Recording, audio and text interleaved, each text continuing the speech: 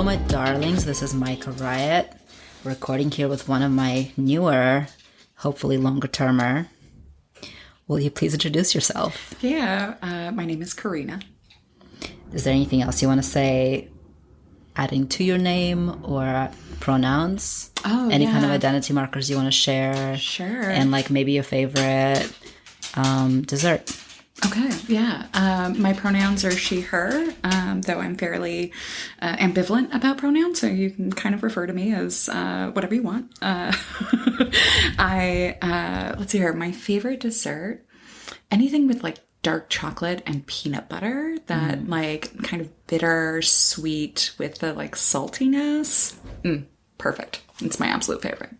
Amazing. Mine too. I love that. I mean, the primary reason I wanted to chat with you today is because I was so fascinated with your detransitioning out of being a tattoo artist. Yeah. I've heard of a few people in my life who went that route and then decided that wasn't for them, and it's not common. So Can you tell me the story of like how you became a tattoo artist? Yeah. So ever since I was really young, even though I grew up in like a really religious and really conservative household, I was always obsessed with tattoos, much to the chagrin of my family. But I still loved them. I loved the art of them. I loved the ritual, the like marking the body of memory and stuff like that. So I've always been very enamored. Do you remember the first time you saw a tattoo or a very heavily tattooed person? I don't really. I grew up in Oroville and Sacramento, so I feel like there were oftentimes people around me who had tattoos. I think the first person that I knew that had like a full like cap and sleeve was actually my Uncle David. And he got a beautiful dragon tattoo on his arm, and it was gorgeous. It wasn't even so much that I liked the people with tattoos, though as I got into like my kind of more rebellious teenage years, that definitely became part of it for me.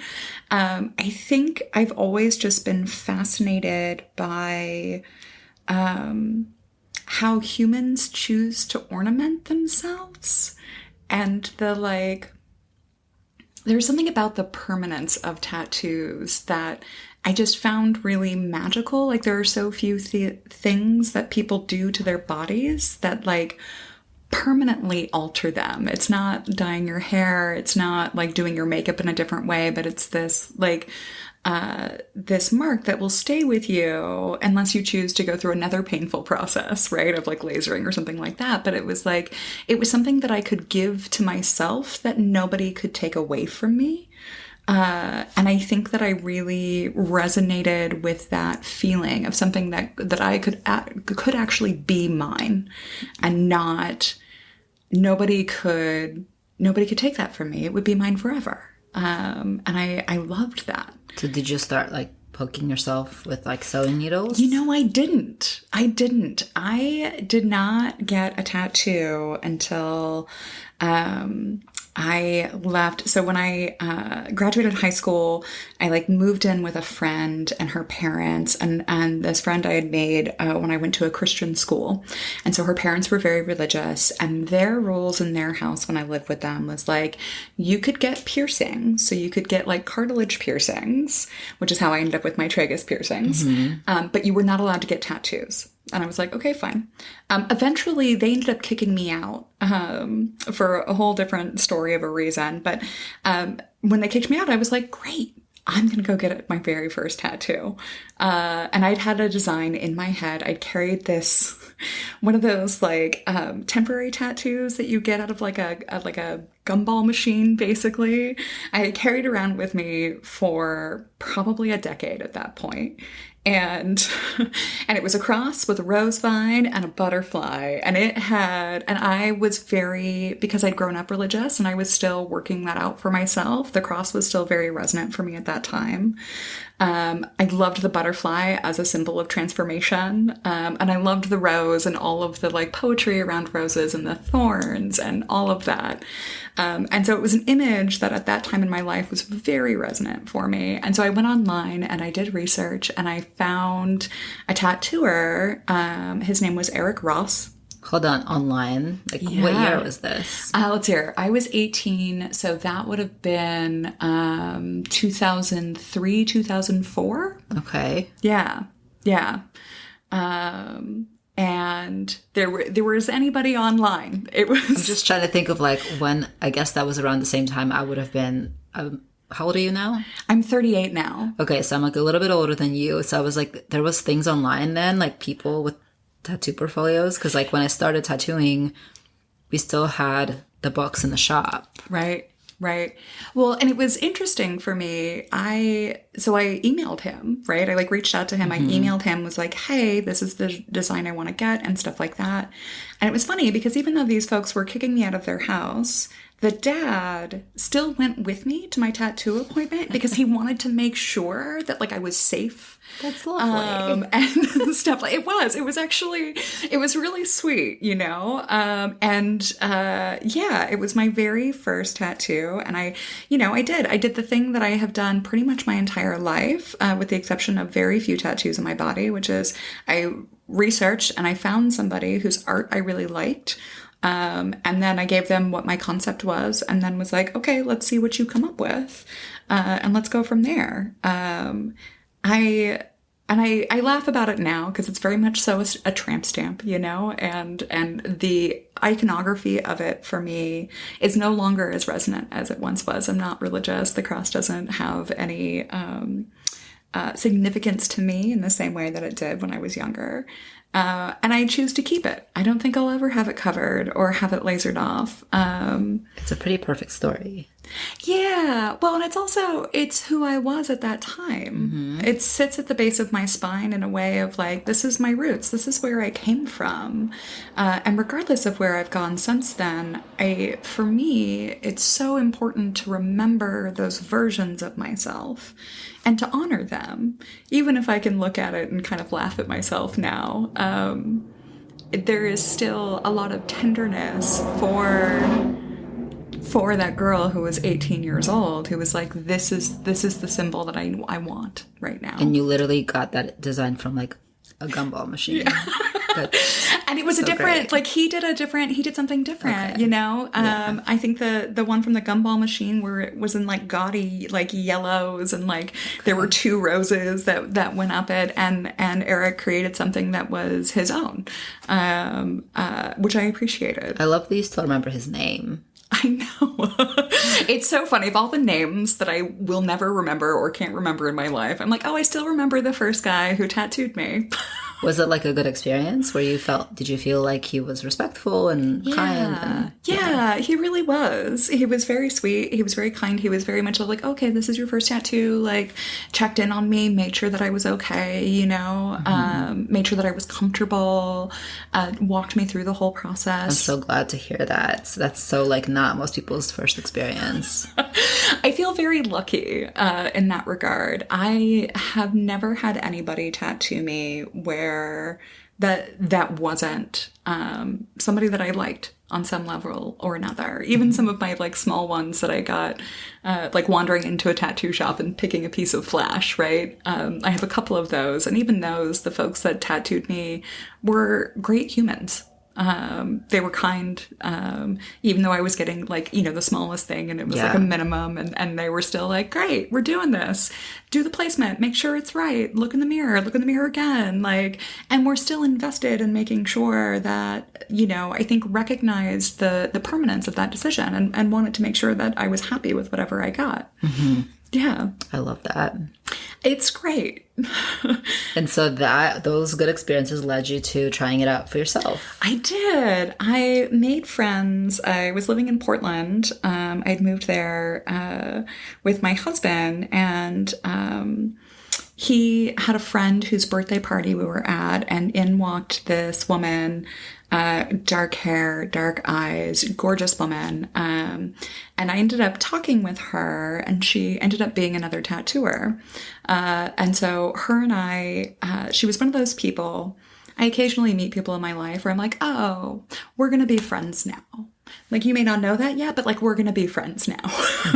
And she was one of those people that I met, and based off of a conversation where we talked about sort of what tattoos and tattooing meant to us as people, that I found a lot of resonance there. And I really enjoyed that conversation, and the fact that somebody else also felt similarly, and had an aspect of like magic and ritual in the tattooing experience that I absolutely love. And, you know, I didn't realize that other folks, I never expected to meet somebody else who felt the same way about that as I did.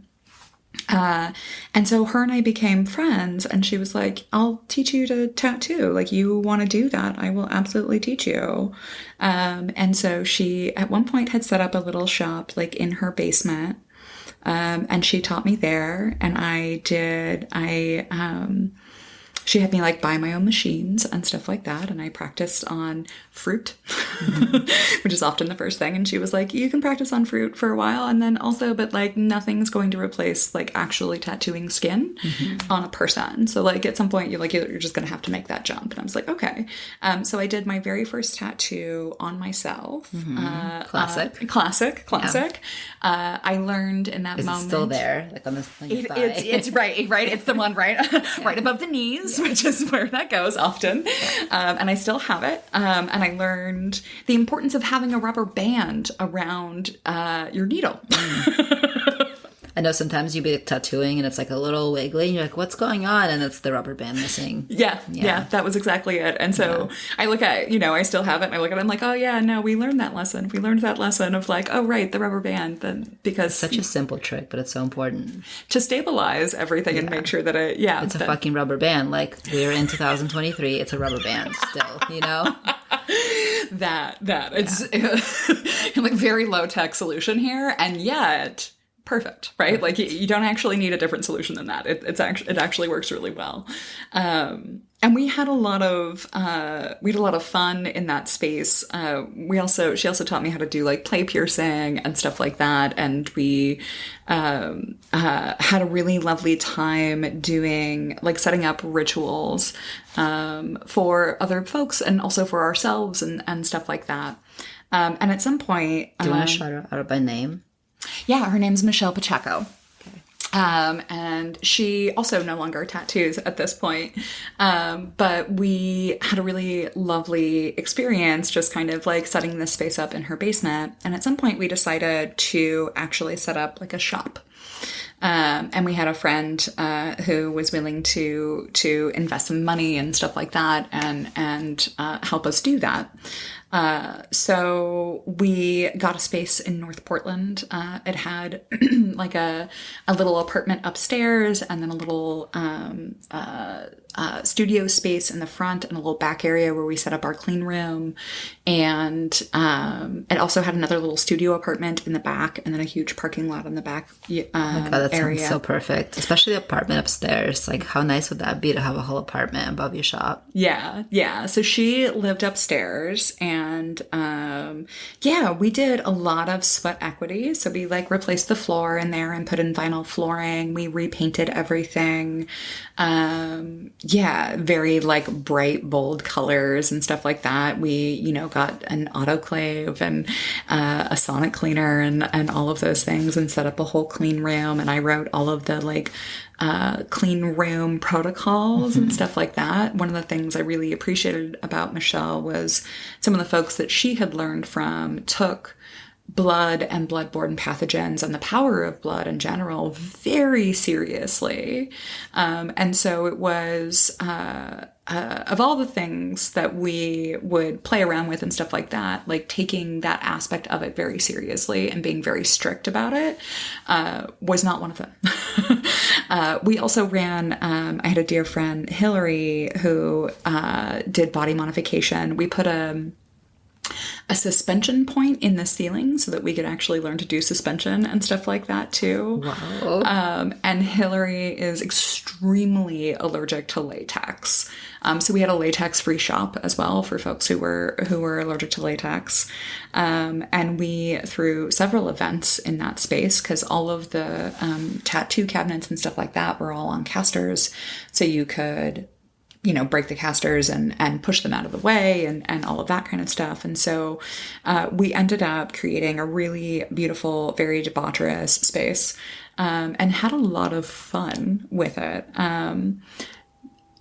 One issue with the location was that there wasn't a lot of like walking traffic that went by at all.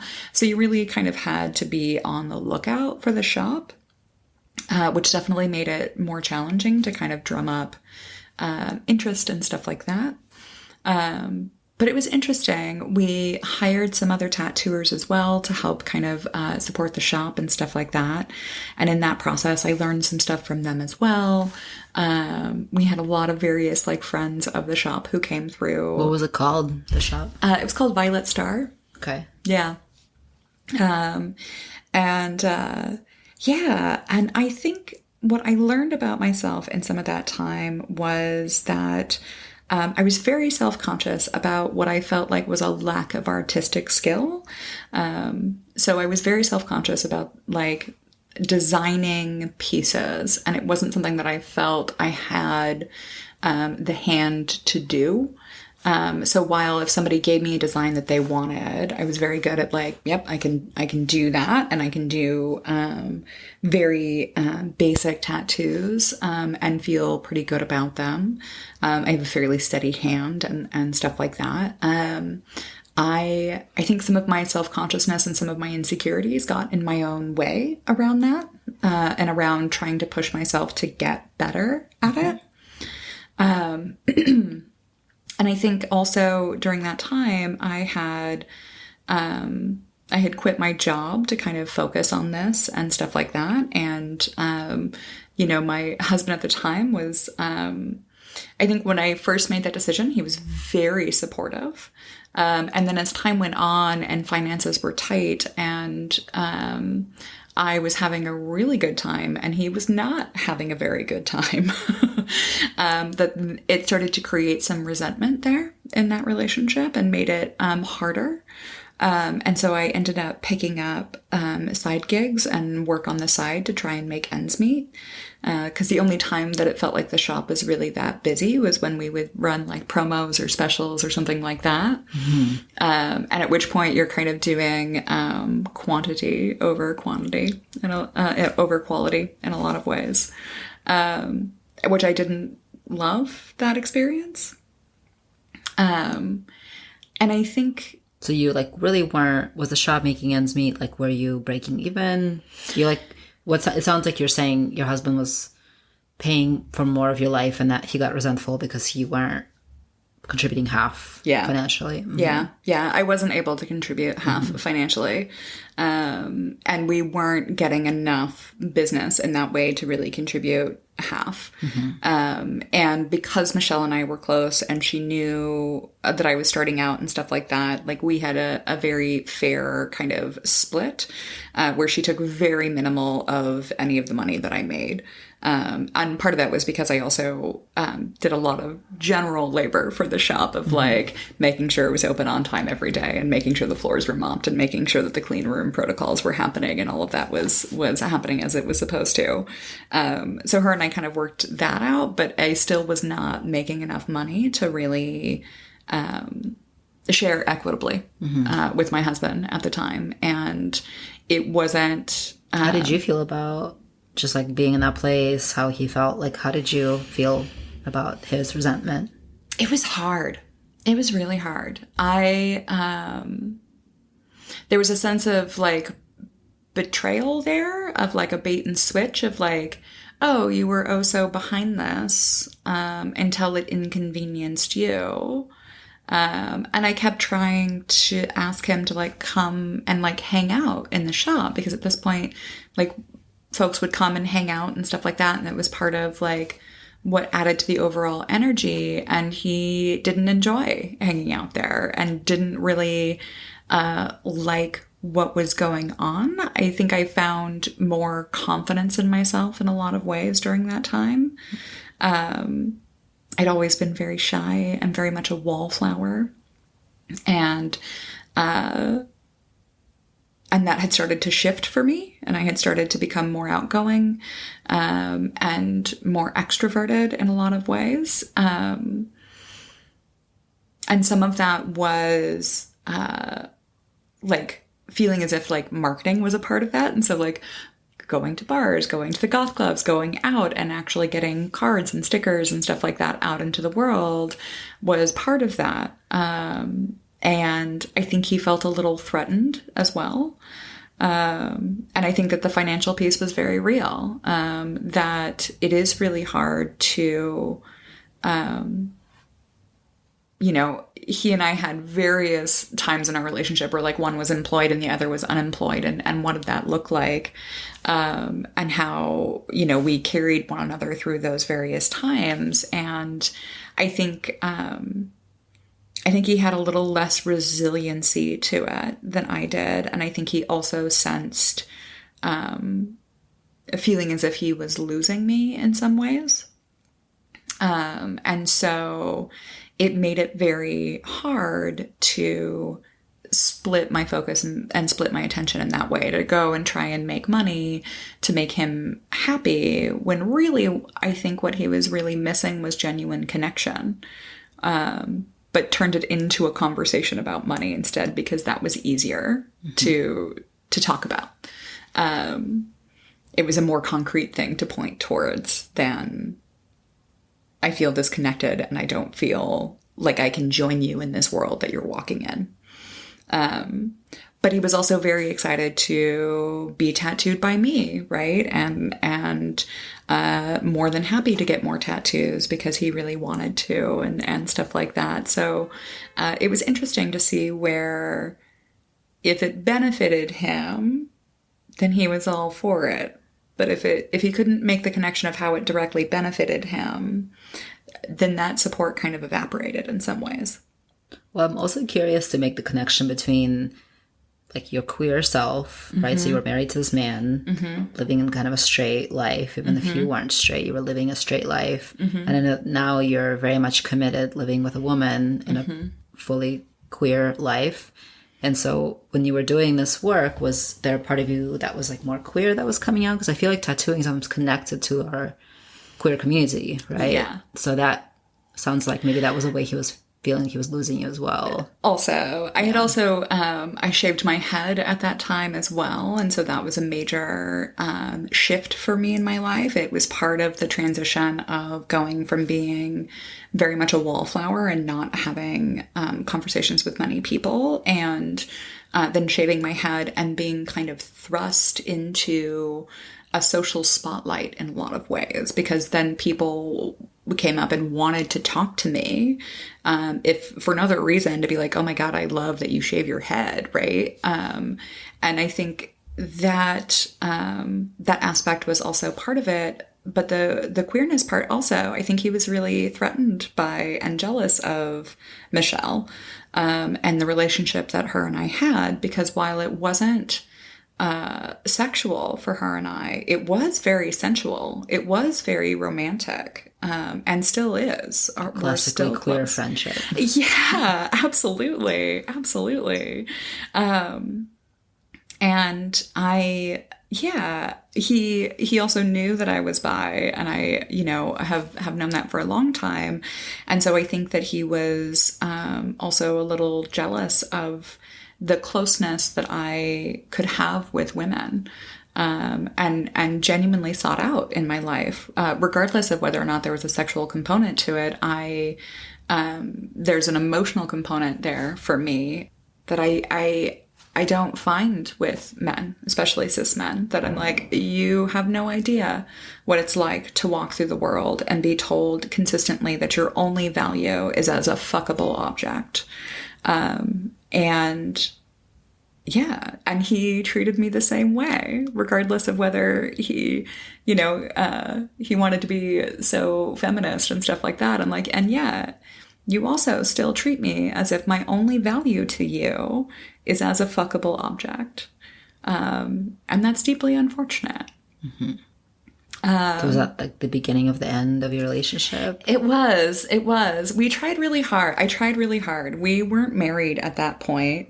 We got married shortly after. He proposed to me at that tattoo shop, actually, while we were in the middle of a pretty gnarly fight. Interesting. It was an interesting one. Did you accept right away, or? I did. I think also, because he and I had gotten together when I was 20, I was terrified of losing him. And I also had an unfortunately traumatizing experience a couple of years prior that really gave me a dialogue that like I was some kind of monster. And so I felt like I owed him something, that I owed him marriage and staying with him because, he chose to love me even though I was some kind of monster. So we stuck it out and we got married and and then it took moving here to the Bay Area, recategorizing some trauma for me before I looked around and was like, oh, wait. Oh, I was wrong. No. Like you don't owe this person your life. I don't owe you anything. Yeah. Oh, wait. Yeah. No, it was a wake-up call for me. Yeah. And at that time in my life, when I ultimately decided to walk away from tattooing, some of that decision was related to feeling like I didn't have enough support and that I couldn't actually make a living. And financial independence is one of those things for me, because I grew up in poverty and stuff like that, has a feeling of non-negotiable for me, of like, I have to be able to be financially independent because that is the only way that I can ensure my own safety, and the only way that I can ensure my own freedom. And so I didn't have the patience at the time to ride that out, right? To ask for more support, to ask for financial help from other people, or to make a really solid plan for myself around how I was going to turn this into something really viable for myself. And instead, decided to pull up everything and move to Hawaii for 2 months. So the shop space, which sounds like it was a community space, right? It was owned by you and Michelle together, and this guy who gave money. Yeah, is he like a third owner? So it was more so Michelle and this friend who had given some money and stuff like that. And I was sort of like shop manager in some ways, but very much so. Michelle and I had the feeling that it was our space because it was something that we had both invested in heavily. Like envisioned it and created, invested in energy and everything. Yeah. So and you also said you got a second job at a certain point. What was the other job that you got? House cleaning. Okay. Yeah. So you were doing that in the daytime or something and tattooing at night. And so when you decided to stop tattooing, was it like a clean break? Did you phase out of it? I kind of phased out of it. I came back from Burning Man 1 year because I'd been a burner for a long time. And Michelle had a friend who was like, hey, I need some help up on this farm. They were growing pot and, it was before it was legal and stuff like that. But I was like, yeah, absolutely. Like trimming or something. I was actually like, taking down water leaves and making sure that plants were fertilized and watered and stuff like that. And then, I ended up staying for, an entire month doing that, and then also doing trimming and stuff like that. I have to say though, I fucking hate trimming, and it got me enough money that I was able to basically try and pivot my life a little bit And unfortunately, rather than being able to like take that money and be like, great, now I can really focus on tattooing and try and make this come to life for myself. My family had a series of health problems. So I went and took care of my grandmother during like her end of life transition. And then my dad had some major health stuff, and I ended up going and staying with him for 2 months. To kind of help make sure that he got back up on his feet and help my stepmom and stuff like that. And so what I found at the end of it was like, oh, and that was the nest egg that I had built up. And I had just enough basically that, at this point I was so tired of Portland. I was so tired of the rain. And so we decided to move to Hawaii. And it didn't take long after I moved to Hawaii where Michelle was like, I can't do this anymore. I don't want to run this shop by herself. Yeah. Mm-hmm. Yeah. When you were leaving, were you like, I'm not coming back? Or were you like, maybe I'll come back? She always had a really open hand. So it was like when I moved to Hawaii, I thought I was moving there. So it was like, I'm not going to be back here in Portland. And she was really, still is, right? She's just one of those people who's like, great, that's okay. Thank you for telling me. Like, I love you. Thank you for creating this space with me. And she ultimately realized that like managing other tattooers and all of that, was a bit much to do on her own, and had her own life transitions happen in amongst that, where she was like, it's time for me to walk away from this as well. How long did the space stay? Like, what was the time span? It was probably about, I would say about 3 years, from beginning to end.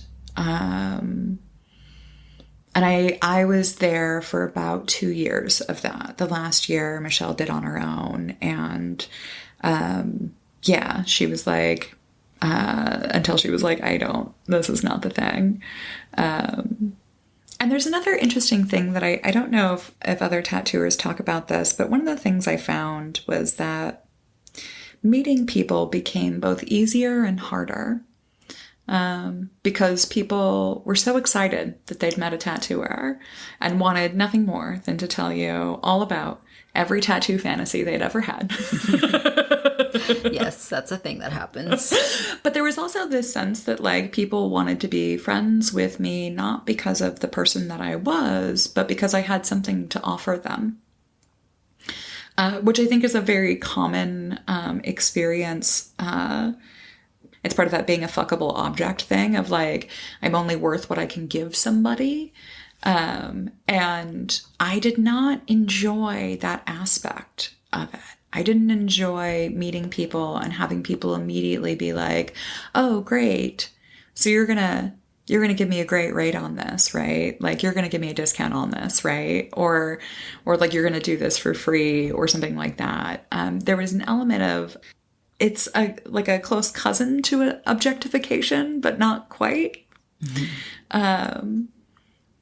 That part made me a little sad when I interacted with people. I was like, dude, I am more than this. And please don't treat me that way.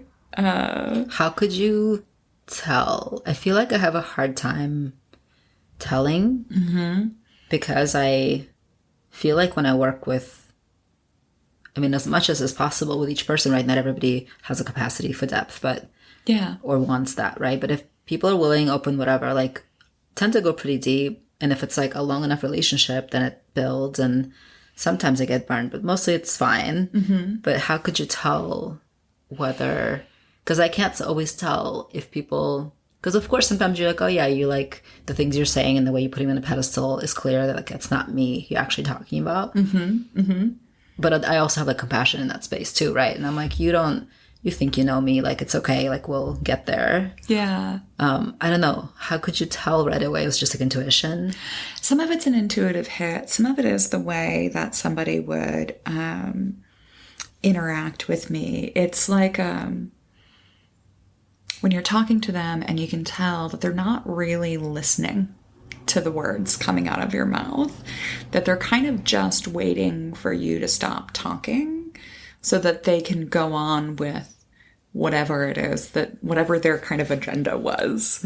There's a distance that happens there. There's a lack of feeling seen, a lack of feeling that genuine connection with another human. And instead what it feels like to me is somebody's unchecked need or want. Oh yeah, it's a big turnoff, by the way. Where I'm just like, ew, I did not. Yeah. I didn't sign up for that. It's almost like being catcalled on the street sometimes. You're just like, Well, it's just like, I'm here to do this thing for you that we agreed on. That was consensual. Like, you want a tattoo, I'm tattooing you, I'm being a human being with you, but then you have this other thing happening, and that's not consensual. and that's not the thing. And even just meeting like random people at a bar or at a social gathering or something like that, and they're like, oh, you tattoo? Oh, cool. And all of a sudden I'm like, okay, sure. Like, you have an idealized version of what that means in your head, but that doesn't necessarily line up with like the reality of me as a human. So could we maybe connect as like two humans? And no, you only want to talk to me about all the tattoos that you want to have. Right, and you're like, I do this at work all day. Like, I'm not at work right now. Like, you don't understand that I don't want to talk about my work when I'm on my time off. I'm like, you're not paying me for a consultation right now. I'm not. Yeah. Please to fuck off unless you have a different interesting topic that you would like to discuss with me. Like, Totally. It was a hard one for me to deal with. And I think at that time, I was also dealing with, having shaved my head and feeling so much more exposed to people in a lot of ways, that there was something in all of it. I like wrote a poem at one point that was like, nobody wanted to fucking talk to me when I had long hair and was a fat kid. And now all of a sudden, like, I have a shaved head and I've lost weight and I'm a tattooer, and now you want to fucking talk to me? Absolutely not. No. How about that? That's the poem. I'm sure it was longer and probably more complex because it's a poem, but the general gist was like, absolutely not. And I had a lot of like rage and anger about it because it felt so superficial to me and was kind of insulting in some ways, where it was like, when I was really young, just wanting so badly to be accepted by people and stuff like that, and feeling like, oh, it was the fat phobia. Cool. Okay. Good to know. It's always the fat phobia, but also like difference is not celebrated by children, right? And then you grow up and find other weirdos, and then you're like, being different is cool. Yeah. And so there was some discovery in that for me as well, right? Of like genuinely, and also in the midst of this, genuinely finding people that I did like, that I did genuinely connect, that could listen to me and be like, yeah, you're a tattooer and you're also a person, and I'm interested in you as a person and not just as the service that you provide, which I really appreciated. And I also got to learn how to like hang people from hooks, and I got to hang from hooks. That's pretty cool. Yeah. It was fun. Pretty cool, I have to say. Yeah, it was really fun. I really enjoyed it.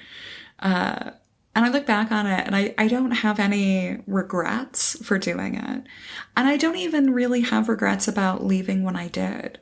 I think that there's something there as well about sometimes when you make something that you love, you take it and you try and smash it into capitalism. That it broke my heart a little. I didn't want to have to make the choice of like somebody's My Little Pony on their ass and like making dinner, like I didn't I didn't want to have to make those choices around like, no, I won't do that because I don't want to, or like that's a shitty idea and I don't want to do that, but I still have to like feed myself or contribute to rent or pay bills or something like that. So you basically had to take whoever walked in. Yeah. But My Little Pony on someone's ass is cute. Absolutely. It is adorable. But like when somebody comes in and they're like, I want my girlfriend's name on my neck. I'm like, oh, for fuck's sake, could we not? Like, let's pick a flower that maybe she likes. And we'll tattoo that on you somewhere. So that way when you two break up in some fiery disaster, you just have a flower and not somebody's fucking name. Those kinds of choices. Yeah.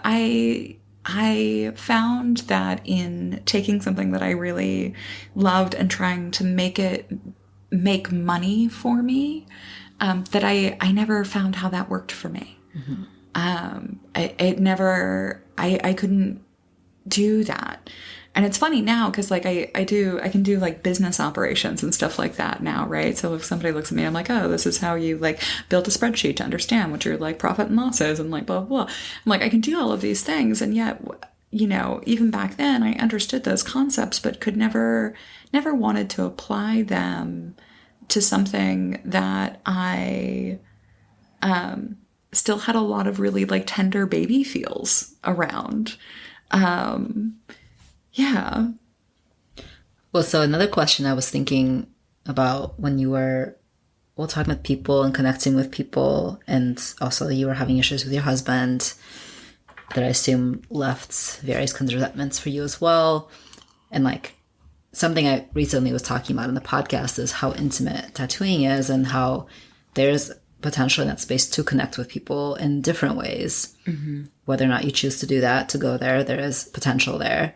So when you were like coming out of a childhood where you didn't feel like liked or appreciated or admired or sexualized in the ways that you want it to be, was it different? Did you feel tempted? Did you create connections of that sort with people you were working on, especially because you see it as a deep spiritual entanglement, or like not entanglement, but like a sharing?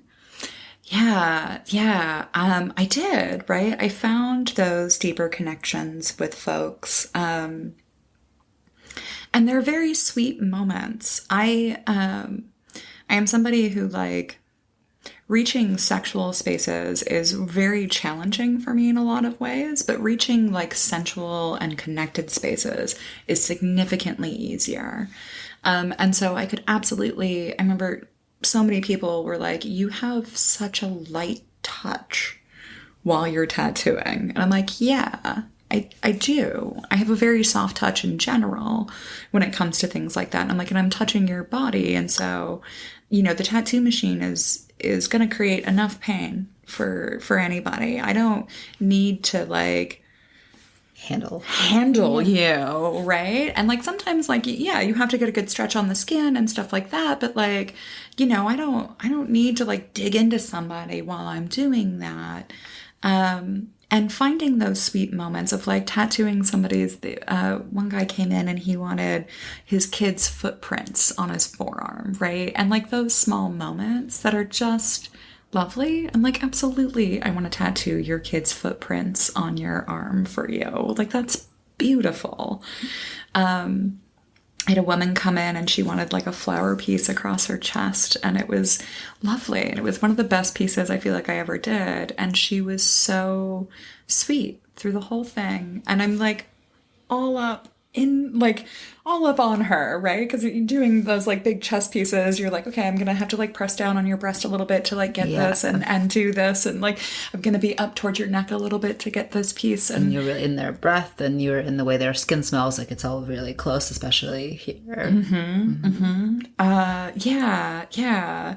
And, you know, we ended up doing 2 or 3 sessions for her. And she was just so sweet. She was one of those people who came in and just would like lay back and close her eyes and you know, I would chat with her a little bit, and for the most part she was like, you know, we could chat or not, but like I'm just here vibing basically. And it was like, that's great. Do you still have photos of some of those pieces? I do. Nice. Yeah, at some point I will delete my Facebook page, but before I do so I will pull all of my old photos and stuff like that off. Please do. Yeah.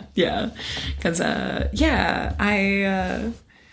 some of them I look back at, I'm like, oh, that was a choice. Hopefully you found somebody to fix that for you later down the road. I mean, honestly, you know, in like I think about my first 3 years of tattooing, because that sounds like how long you tattooed. You know, there were some pieces that I love and, you know, the connections, but there are definitely pieces that I'm like, oh yeah, that person never came back for their like second or third session. Like, probably, I'm assuming I know why, you know? Yeah. We've all been there. Yeah, right? You look at those pieces, you're like, that line got a little wobble, didn't it? Or were you just really were like, this idea is so cool, and then just like went off on a totally... It just didn't quite. It just didn't quite make the circle. Yeah. I feel like I don't think I stuck with it long enough to really get into like more interesting depth with it. Which I recognize, but I deeply, deeply appreciated having those moments with people who would come in and would be so delighted about what they were doing. And, you know, for them, it was, you know, their own ritual and their own rite. And I'd be like, you know, is there special music you want to listen to? Is there special incense you want to burn? Like, if there's nobody else here in the shop, like, the world's our oyster. Like, do you want some like candles? You need some mood lighting? Like, tell me what you need. Tell me what would be nice for you. And having those moments to like drop in and connect with people. And you, when you're tattooing somebody, like you feel them in interesting ways. You feel when they tense and you feel when they relax and you feel their breath and stuff like that. And you're like, oh, you can tell sometimes even before they say like, oh, do you need a break, buddy? Right? Like you're starting to like breathe a little shallowly. I'm like, oh, you need a minute. Like you need to go smoke a cigarette. You need to go like get a drink of water, have a snack. Like what, you know, what do you need in that moment? And not a way that men tattoo. Even the nicest of men that I've been tattooed by would be happy if I said I need to go to the bathroom, stretch. Yeah. They would never offer it, you know? But it's totally the way that we're like so sensitive to clients' bodies and, right? So you would notice that. I would notice that. We were like taught to notice those things. Yeah, absolutely. Absolutely. Men, it's funny. I've had several men tattoo me and I creep them out a little bit. So they end up checking in on me a lot because I get really still and I don't move a lot. And it kind of looks like I'm taking a nap. And they're like, did you pass out? 100%. They're like, are you okay? And I'm like, oh, yeah, I'm fine. I go off into my own little world. I have my own like meditative practice around that. And like, I'm like, I'm good, buddy. You're fine. Like, I'm over here just like, I'm very high on endorphins, which is part of the reason that I love this. It's one of my favorite highs. Like, I'm fucking great. And I've had a couple of men who were just like, and they would do it again. They'd be like, are you okay? Are you sleeping? I'm like, I'm not like sleeping, but I'm kind of in a little bit of like a trance state here right now. Like I just, you know, I'm just having my own little, stop fucking talking to me, bro. Like I'm doing something. So it sounds like for you, tattooing was about people first. Art was sort of the consequence of the rest of it. Yeah. And for me, it was also like that. You know, pretty much my entire career, like art wasn't art forward. Although like people think they come to you for art. Yeah. But that's not actually what they come to you for. No. It's such a small portion of it. It really is. Yeah. It really is. I'm a project manager by trade now. And what I end up telling people often is like 80% of project management is people. The other 20% is spreadsheets. But 80% of it is people. And your ability to like interact with people and get what you need from them and stuff like that, and how to communicate with them so that they aren't upset about it. And tattooing was very much so the same way, that like so much of it was about the people and making a connection with a human, and that the art that can then come out of that is the art that comes out of that. But the taking care of the human in front of you, I think, is so important. Because if you take care of that human, then the art on their body is that much more meaningful for them. If they have a bad experience, they're going to look at that tattoo on their body and it's just going to remind them of that bad experience that they had. But if you give them a good experience, even if the art is kind of like, maybe it's a little mediocre, or maybe it's a little just like boring, whatever, but the way that they see it, because of the experience that they had, will be very different. They'll be like, this is the best. This is the best. I love this. Or you have a mediocre experience, but the art is great. It's a mediocre tattoo. You know, I had that experience plenty of times. Yeah. It's like, this is a beautiful piece, but I just don't feel that, you know, that connected to it. That connected to it. Yeah. I feel very fortunate that the folks who have tattooed me, that they've always spent plenty of time doing it. The women on my hips, I don't remember his name, oddly enough, even though I went to him a couple of times. But he tattooed in Sacramento, and Simon something. And he spent probably 2 or 3 hours designing each one of those, of like going through various reference images and stuff like that, and combining a few different elements, and you know, bringing it out and being like, is this it? And I'd be like, not quite, we're gonna go this way or this way, and coming out and being like, okay, this. I'm like, okay, that's the thing. And the, you know, the reference images that I brought in myself was art that one of my best friends had done, and he completely transformed it into something that like was his art and what he did. And I appreciated that about him. And he did a great job, and he was very patient through the entire process. And I appreciate when folks do that, right? And I'm like, yeah, it's hard work to really get to know somebody and kind of get into their head and get into what they're describing. To understand what it is they're looking for is a really special talent that not everybody has. Did you see that? It was like a meme about AI art, and it was like, you know, AI won't replace our art part of our jobs, because then the clients would have to be able to describe what they want accurately. That 100%. Yeah. No, it's that, right? Yeah, and it's funny because now I work in like interior design and architecture, and it's the same thing all over again of trying to get clients to describe what they actually want. Using, you know, they're like, I want it to feel open. You give them an open floor plan. They're like, it's too open. You're like, okay, so you didn't want it. You thought you wanted open, but actually you want not so open. Yeah. You get into those spaces with folks, and it's funny. Yeah. So what do you miss the most? Okay, slightly different question. Did you, when you stopped, right away, there was like the 2 months in Hawaii, and then I assume you came to California. What did you miss the most when you first stopped? And then what do you miss the most now? Are those things different? So I think when I first stopped, I think I really missed, honestly, some of the clout that came along with it. There was a part of me that missed some of the clout. I think I also missed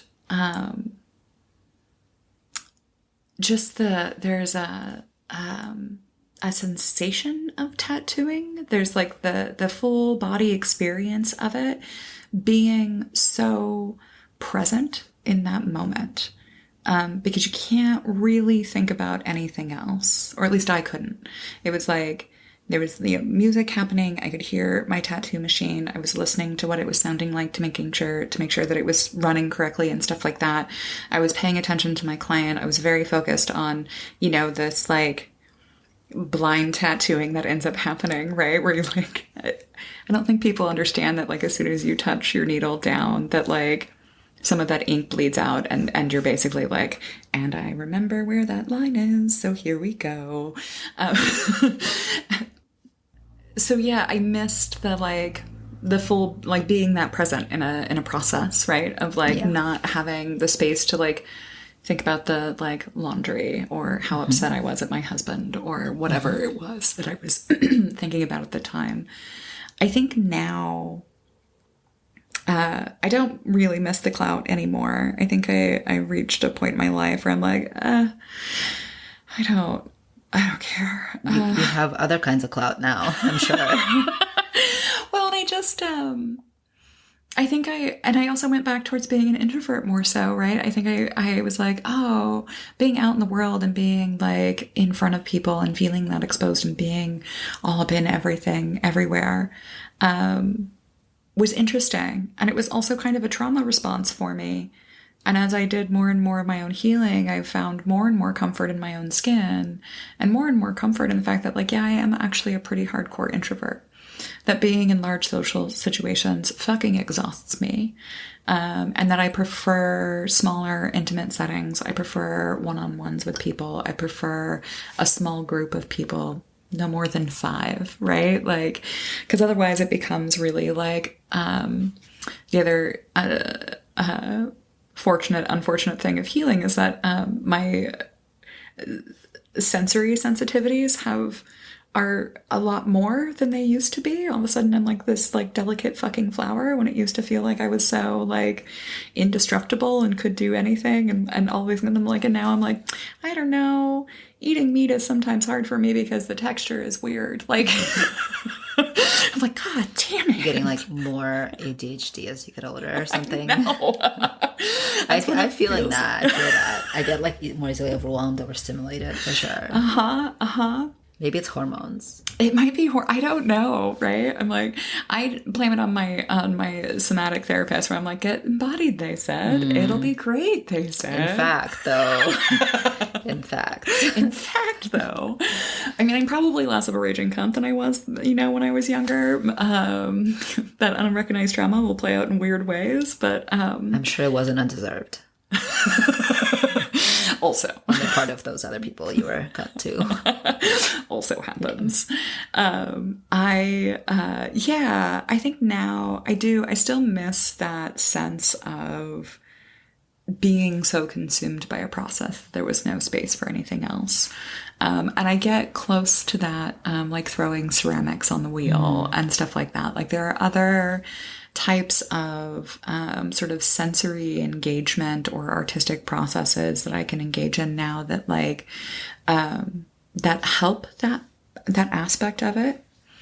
I do miss like setting ritual spaces for people and setting those intentions and helping to like carry those with the person, because I feel like for some of those tattoos, a person would come in with a very clear intention and I got to help them cast that for them. And that is a really honoring place. And I think a really beautiful place as well. Yeah. It's powerful. You're in service in this very specific, special way. Yeah. That was going to be my next question about art is, have you continued an art practice? Sounds like you have. Yeah. It comes and goes for me. It's phasic. But I also, I find ways to express creativity, as much as I can. So sometimes even like creating a home is a very creative process. I agree. Yeah. Right. And that like collaboration, of creating a home is a creative process. Making a salad, Right. Cooking can be a creative process. I still write a lot. I think writing was my first passion and continues to be a mainstay for me. Writing is one of those things for me that is sort of intrinsic to my process. So I write when I'm upset. I write when I'm overwrought. It is a way to clear my mind and clear space. And it is also a way to keep records because my memory is not that good. And so when I'm trying to remember how old I was or how long that actually was or any of those questions or even who I was back then, I can go back and read old journals, old poetry and stuff like that and be like, oh yeah, I do remember that. So you do it by hand? Yeah. All your writing is by hand? Yeah, not all of it. I also write on my computer sometimes. It depends on how angry I am. If I'm very angry and I need to write very quickly, I will pull out my computer because banging on the keyboards is very satisfying. And much faster. And much faster.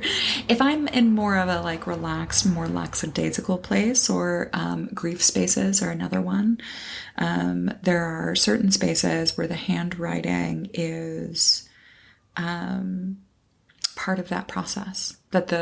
Because it is slower, because it requires like my hand to paper, there's something about the tactile aspect to it that I really love. And I have different pens. Of course, I'm pen obsessed, and different pens for different moods, and different journals for different.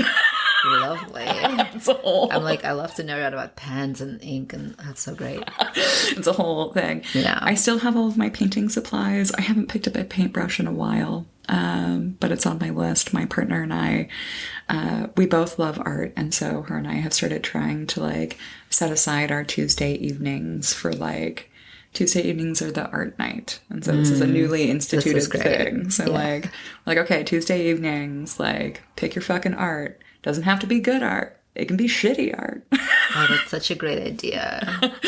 But like, it's the night. So like we can co-play. Like we're currently trying to think about how to make a like jellyfish lamp out of seed beads. Cool. Great. Or like, yeah, when we were in Montreal, we picked up some really cool like art magazines and stuff like that. And some of them have like prompts in the back. So like, we're like, okay, so one week we can like go through the prompts and like pick a prompt to go through, and we'll like bust out our painting supplies, and like we'll try some painting and stuff like that. So, yeah, I love art. My grandmother was an artist, and it is, I think it's absolutely essential. I am not a happy person if I'm not creating something somewhere in my life. Mm-hmm. I agree. Yeah. Yeah. And I think it's an important mode of expression, and also just, it's a way to slow down for me and genuinely connect. Sometimes with myself, sometimes with a feeling or a concept or a vision or an idea, right? Like, but it is a pathway into connection. And I love that. Connection, that's like the juice of life, right? That's what it is. I'm like, this is so perfect. I almost want to end it right there. But I have one final question that I ask all of my guests. Okay. What is a very small, tiny thing that's been making you happy lately? My very small, tiny thing that is making me unreasonably happy these days. We got a new cookbook, and it's called Salad for Dinner. And all of the recipes are very like veggie forward and stuff like that, which has been great for me because meat has been weird for me recently. And but like they're so flavorful.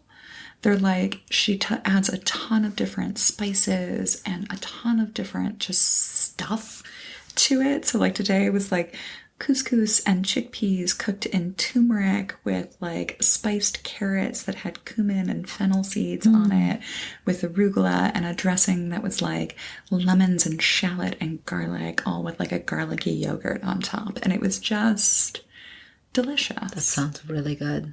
And it's such a small thing. I'm like, it's a new cookbook. I'm like, oh, every recipe I've had of this has been... You're like going through it, basically. That's been like your mission, to go through we just like go through and we're like, and I want this one this week, and we'll take that one next week, and we'll do that one the week after. Yeah. So good. Yeah.